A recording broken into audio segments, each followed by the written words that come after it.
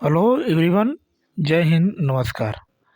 स्वागत है आपका केंद्र एकेडमी के फिर से एक नए वीडियो में। आज की वीडियो में हम लोग फ्रेंड्स केवीएस एनबीएस में जो जियोग्राफी के जितने सारे प्रश्न बन सकते हैं एग्जाम में, या भूगोल के जितने भी प्रश्न किसी न किसी टीचिंग एग्जाम में पूछे गए हैं, उन सभी प्रश्नों को हम लोग इस सेशन में डिस्कस करेंगे। चैनल पर पहली बार होंगे तो चैनल को सब्सक्राइब जरूर कर लीजिएगा, बेल आइकन को दबा दीजिएगा और अपने दोस्तों को शेयर कर दीजिएगा फ्रेंड्स। वीडियो जो है काफ़ी इंपॉर्टेंट होने वाली है, जितने भी लोग दरोगा केवीएस और एनबीएस का एग्ज़ाम देने जा रहे हैं, क्योंकि समय बहुत ही आपके पास कम समय बचा है, तो रिवीजन करने के तौर पर ये क्लास जो है चलाई जा रही है। ठीक है, चलिए शुरुआत करते हैं। एक बार सेशन को लाइक कर दीजिएगा और जब पूरा सेशन देख लीजिएगा तो कम से कम इसे ग्रुप में ज़रूर शेयर करिएगा। ठीक है, चलिए शुरुआत करते हैं। आज का जो हमारा पहला इसमें जो प्रश्न बना है कि इसमें लिखा है कि फेरल का नियम के अनुसार कोरियालिस बल के कारण दक्षिणी गोलार्ध में हवा का संचालन किस दिशा में होता है? बाएं दिशा में होता है, सीधी दिशा में होता है, दाएं दिशा में होता है और पश्चिमवर्ती दिशा में होता है ना। इसके उत्तर की बात करें तो इसका जो उत्तर हो जाएगा ऑप्शन नंबर ए इसका राइट ऑप्शन हो जाएगा, यानी बाएं दिशा इसका क्या हो जाएगा, तो इसका राइट ऑप्शन हो जाएगा। ठीक है, आगे देख सकते हैं। इसके बारे में बताया गया है कि फेरल के नियम के अनुसार कोरियालिस बल के प्रभाव से दक्षिणी गोलार्ध में हवाओं का विचलन क्या होता है, तो ये जो है बाई दिशा में होता है। ठीक है, नेक्स्ट चलिए नेक्स्ट वाला बात करते हैं। इसमें नेक्स्ट प्रश्न हमारा है कि जापानी भाषा में हार्बर वेव्स को किस नाम से जाना जाता है? तूफान यानी हरिकेन, सुनामी, प्रचंड तूफान और चक्रवात, है ना। इसके उत्तर की बात करें तो इसका जो उत्तर होगा ऑप्शन नंबर बी इसका राइट ऑप्शन हो जाएगा, यानी जापानी भाषा में जो हार्बर वेव्स होता है उसको हम लोग किस नाम से जानते हैं? इसको जो है सुनामी कहा जाता है। क्या बोलते हैं इसको हम लोग? तो सुनामी कहा जाता है। ठीक है, नेक्स्ट देख सकते हैं। इसमें बताया गया है कि जापानी भाषा में हार्बर वेव्स को सुनामी के नाम से इसको जाना जाता है। यह एक जापानी शब्द है जो सु बंदरगाह और नामी से मिलकर बना है। यह पानी की एक बड़ी मात्रा में अचानक विस्थापन है जो उच्च तरंग दैर्ध्य की तरंगों की ज़मीन पर क्या करना है, तो इसको दौड़ने के कारण हुआ है। ठीक है, आगे आगे हम लोग बात करें तो इसमें नेक्स्ट प्रश्न बना है कि स्वतंत्रता के बाद कराची बंदरगाह का पाकिस्तान में चले जाने से हुई हानि की क्षतिपूर्ति के लिए विकसित किए जाने वाले पहला बंदरगाह कौन सा था? मुंबई स्थित जवाहरलाल नेहरू बंदरगाह, गोवा स्थित मारमागोवा बंदरगाह, कच्छ स्थित कांडला बंदरगाह, हल्दिया स्थित हल्दिया बंदरगाह, है ना। इसके उत्तर की बात करें तो इसका जो उत्तर हो जाएगा ऑप्शन नंबर सी इसका राइट ऑप्शन हो जाएगा, क्योंकि कच्छ स्थित कांडला बंदरगाह इसका क्या हो जाएगा, तो ये राइट ऑप्शन, क्योंकि गुजरात की सीमा जो है पाकिस्तान के साथ मैच होती है। ठीक है, आगे देख सकते हैं। इसमें बताया गया कि कांडला बंदरगाह पहला बंदरगाह है जिसे गुजरात राज्य में स्वतंत्रता के बाद विकसित किया गया था। कांडला बंदरगाह को दीनदयाल बंदरगाह भी कहा जाता है, जो गुजरात के कच्छ जिले में गांधीधाम शहर के निकट स्थित है। यह कच्छ की खाड़ी में भारत के उत्तर पश्चिम तट पर स्थित प्रमुख बंदरगाहों में से एक है। यह भारत का सबसे बड़ा कार्गो हैंडलिंग बंदरगाह है। यह स्वतंत्रता प्राप्ति के बाद कराची बंदरगाह बंदरगाह की क्षतिपूर्ति के लिए जो इसको बनाया गया था, है ना। जब हमारा देश का विभाजन हुआ तो इसको बनाया गया।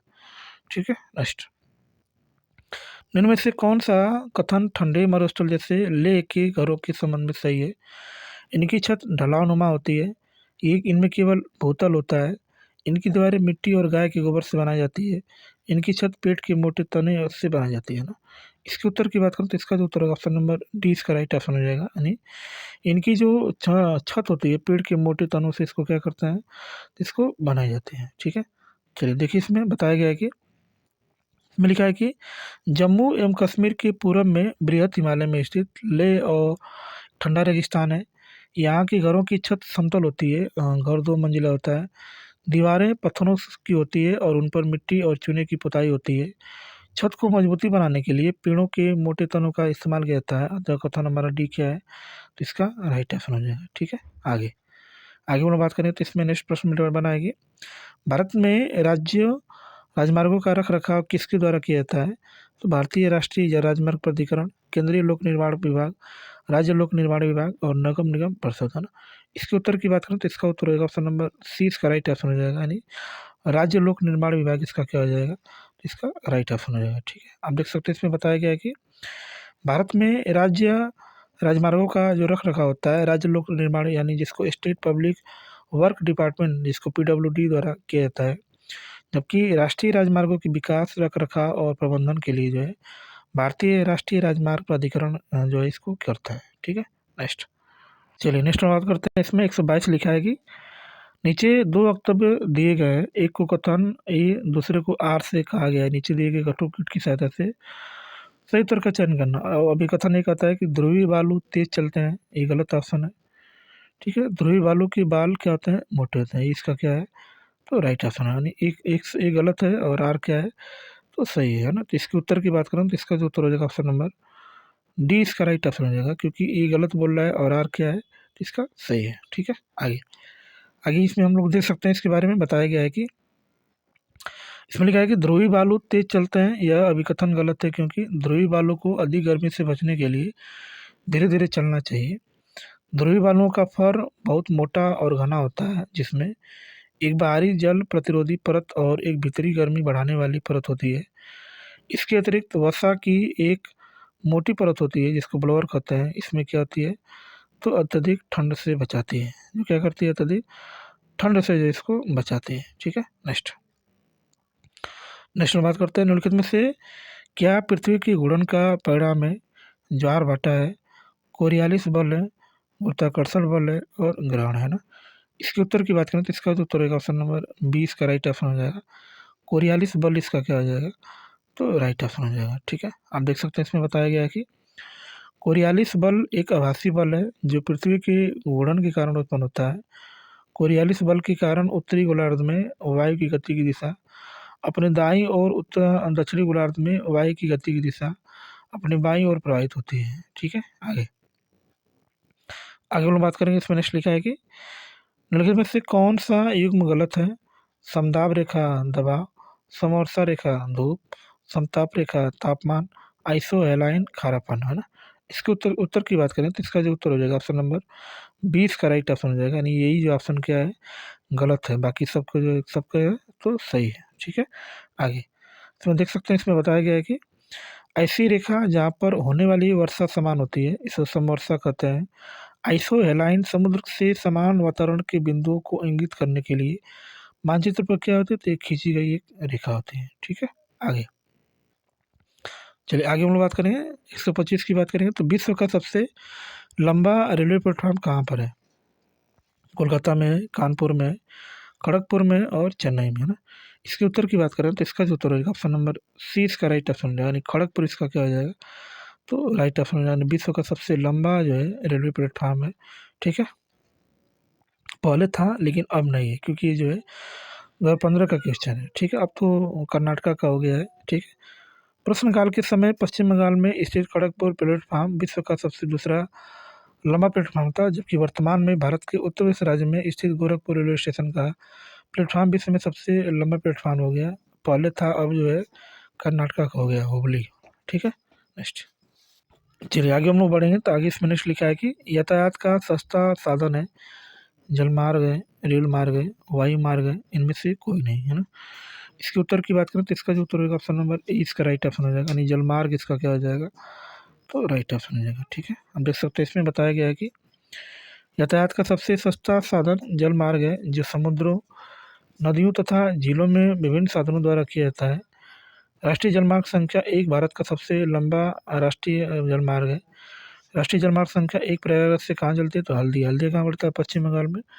और इसकी कुल लंबाई की बात करेंगे तो कितना है, तो 1620 किलोमीटर है। कितना है, तो 1620 किलोमीटर। ठीक है, नेक्स्ट की बात करेंगे तो हम लोग इसमें नेक्स्ट हमारा प्रश्न बताया गया है कि कृषि भूमि और शहरी क्षेत्रों में व्यक्तिगत घरों के क्षेत्रीय विभाजन रेखाओं को सीमांकित करके भूमि संपत्ति का स्वामित्व दर्शाने के लिए बनाए गए नक्शे का क्या कहलाते हैं, स्थलाकृतिक मानचित्र, एटलस मानचित्र और भूवैज्ञानिक विषय मानचित्र और भूखर मानचित्र है ना। इसके उत्तर की बात करें तो इसका जो उत्तर हो जाएगा ऑप्शन नंबर डी, इसका राइट ऑप्शन हो जाएगा।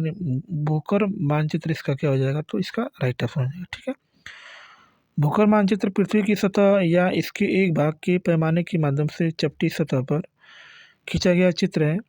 कृषि भूमि और शहरी क्षेत्रों में व्यक्तिगत घरों की क्षेत्रीय विभाजन रेखाओं को सीमांकित करके भू संपत्ति का स्वामित्व दर्शाने के लिए भूखर मानचित्र का क्या करते हैं हम लोग, तो इसका प्रयोग किया जाता है। ठीक है, आगे आगे हम लोग बात करेंगे तो इसमें नेक्स्ट लिखा है कि भारत में प्रवाल भित्ति यानी कोरल लीफ कहाँ से मिलती है? उड़ीसा के तट पर, वाल्टेर, रामेश्वरम, त्रिवेंद्रम, है ना। इसका उत्तर हो जाएगा ऑप्शन नंबर सी, इसका राइट ऑप्शन हो जाएगा। रामेश्वरम इसका क्या हो जाएगा? तो इसका राइट ऑप्शन हो जाएगा। ठीक है, चलिए देखिए इसमें बताया गया है कि प्रवाल भित्तियों या मूंगे की चट्टान प्रवाल जीवों द्वारा छोड़े गए कैल्शियम कार्बोनेट से बनती है। प्रवाल कठोर संरचना वाले सिलिंड्रेटा संघ के जीव हैं।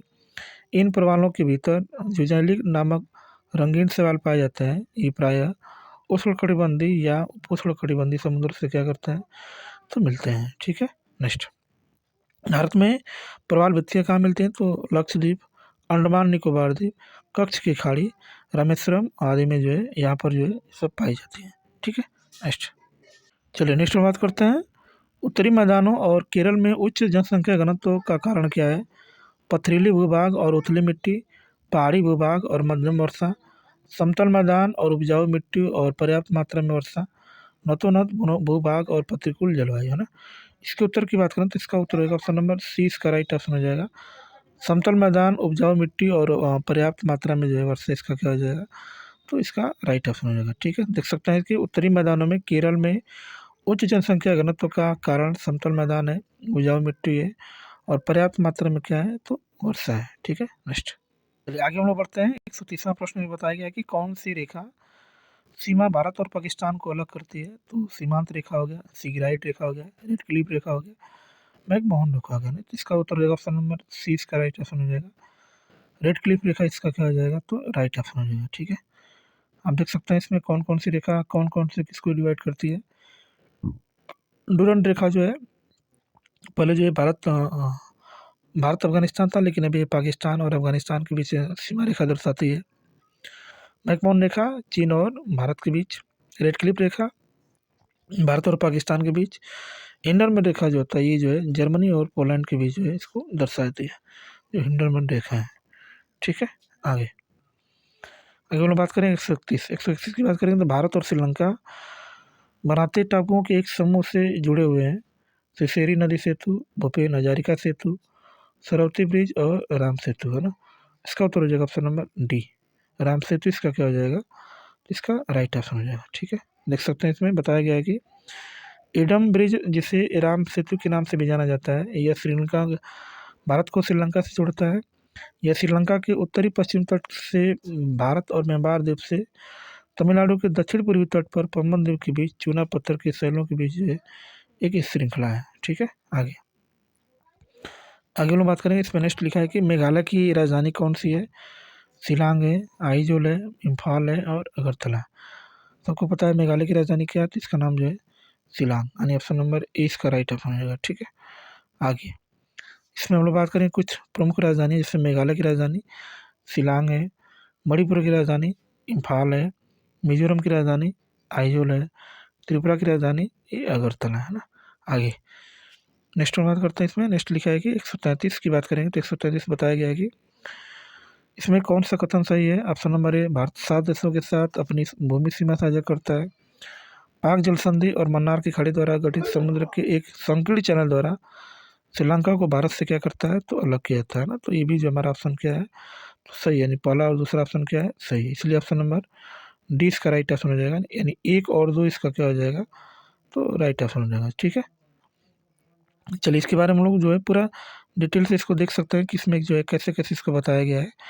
तो भारत की स्थलीय सीमा 7 देशों के साथ स्पर्श करती है। पहले नंबर पर बांग्लादेश, चीन, पाकिस्तान, नेपाल, म्यांमार और भूटान, और लास्ट हमारा अफगानिस्तान। सबसे ज़्यादा लंबी सीमा बांग्लादेश के साथ, सबसे कम सीमा जो है अफगानिस्तान के साथ। इसमें भारत बांग्लादेश के साथ सबसे लंबी लगभग 4096.7 किलोमीटर समय साझा करता है, तो सबसे कम सीमा जो 106 किलोमीटर इससे साझा करता है। भारत एवं श्रीलंका पाक जल संधि द्वारा आपस में जुड़े हुए हैं। मन्नार की खाड़ी, हिंदू महासागर भारत के दक्षिण पूर्वी सिरे से जो है श्रीलंका के पश्चिमी तट पर के मध्य जो है स्थित है ना। और यह भारत के जो है रामेश्वरम द्वीप जैसे लेकर जो है कहाँ कहाँ जाते हैं?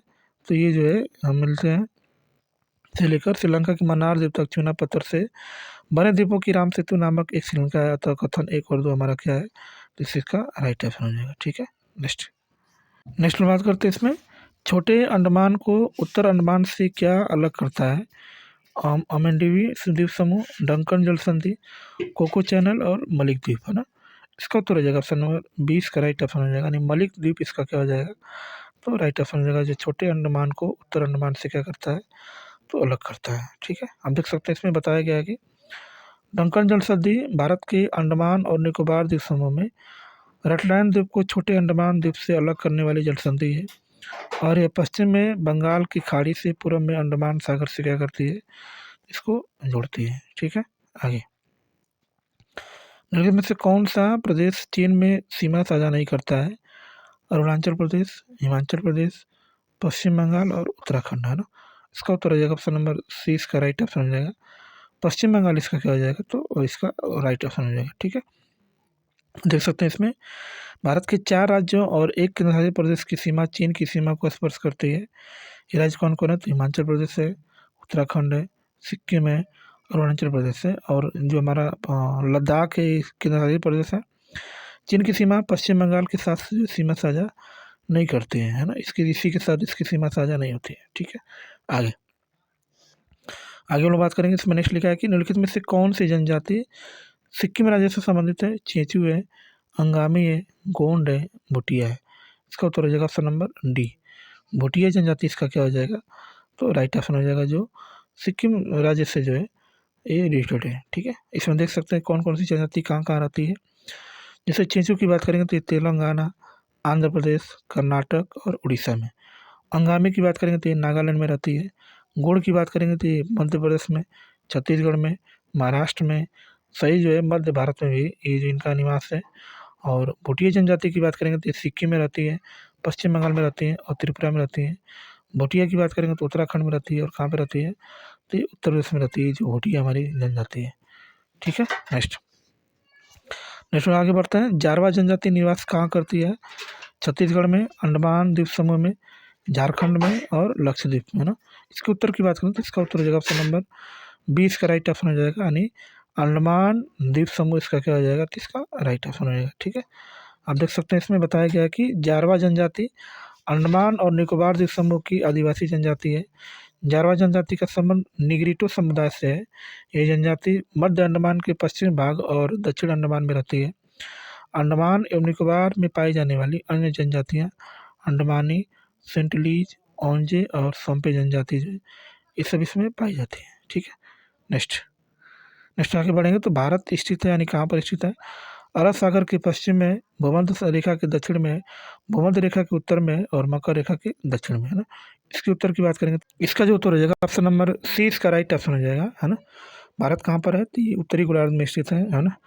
अब देख सकते हैं इसमें बताया गया है कि भारत उत्तरी गोलार्ध में स्थित है, जिसकी मुख्य भूमि 8 डिग्री 4 मिनट उत्तरी अक्षांश से 37 डिग्री 6 मिनट उत्तरी अक्षांश तक है, तथा 68 डिग्री 7 मिनट पूर्वी देशांतर से 97 डिग्री 25 पूर्वी देशांतर तक विस्तृत है। कर्क रेखा भारत के 8 राज्यों से होकर गुजरती है। यह 23.5 डिग्री उत्तरी अक्षांश पर स्थित है। लक्षद्वीप अरब सागर में, वहीं अंडमान निकोबार द्वीप समूह बंगाल की खाड़ी में स्थित है। भारत के क्षेत्रफल के अंतर्गत ये जो आता है ना, तो इसलिए ऑप्शन नंबर सी इसका राइट ऑप्शन हो जाएगा। ठीक है, आगे आगे हम बात करें तो इसमें नेक्स्ट लिखा है कि तेलंगाना भारत का चौथा राज्य था, 26वां था, 27वां था, 28वां था और 29वां था ना। तो जिस समय जो है जम्मू कश्मीर और लद्दाख जो है केंद्रशासित प्रदेश नहीं, तो उस समय जो है तेलंगाना वो कौन सा राज्य था, तो ये जो है 29वां राज्य था, है ना। 2 जून 2014 से इसको जो है अलग किया गया था। 2 जून 2014 को तेलंगाना भारत का 29वां राज्य बन गया था। इसे आंध्र प्रदेश से अलग करके बनाया गया था। 5 अगस्त सन 2019 को जम्मू और कश्मीर से को विशेष दर्जा अनुच्छेद 370 को समाप्त करके उसे केंद्रशासित प्रदेश राज्य घोषित करने से भारत में राज्यों की संख्या कितनी हो गई, तो है 28 हो गई। ठीक है, आगे आगे हम लोग बात करें तो इसमें नेक्स्ट हमारा प्रश्न है कि 140वां प्रश्न है कि चट्टानों के रूपांतरण की प्रक्रिया में क्या सम्मिलित हो सकता है, क्वार्टजाइट में परिवर्तित होता हुआ सैंडस्टोन, संगमरमर में परिवर्तित होता हुआ लाइमस्टोन, स्लेट में परिवर्तित होता हुआ सैल, और डी की बात करेंगे तो उपयुक्त सभी, है ना। इसके उत्तर की बात करें तो ऑप्शन नंबर डी इसका राइट ऑप्शन हो जाएगा, यानी सब ऑप्शन क्या है, तो इसका राइट ऑप्शन हो जाएगा। ठीक है, चलिए आप इसमें बात कर सकते हैं तो इसमें जो है कौन कौन से जो है इसमें किसका चेंजिंग होता है। तो भूपटल के नीचे उच्च दाब और तापमान के कारण चट्टानों की संरचनाएं बदल जाती हैं। प्रमुख रूपांतरित रूप निम्न है, जैसे ग्रेनाइट से नीच जो है, सैंडस्टोन से क्वार्टजाइट, सैल्ट से स्लेट, कोयला से हीरा, चूना पत्थर से संगमरमर, बिटुमन से जो है एंथ्रासाइट, ये सब इसके क्या है, इसके जो है ये सब परिवर्तित रूप हैं। ठीक है फ्रेंड्स, तो चलिए फ्रेंड्स वीडियो को यहीं पे समाप्त करते हैं। वीडियो कैसी लगे एक बार कमेंट करके जरूर बताएं, और चैनल पर पहली बार होंगे तो चैनल को सब्सक्राइब जरूर कर लीजिएगा, बेल आइकन को दबा दीजिएगा और दोस्तों को शेयर कर दीजिएगा फ्रेंड्स। समय बहुत ही कम आपके पास है, तो मिलते हैं नेक्स्ट क्लास में ऐसे ही शानदार प्रश्नों के साथ। तब तक के लिए बाय और जय हिंद फ्रेंड्स।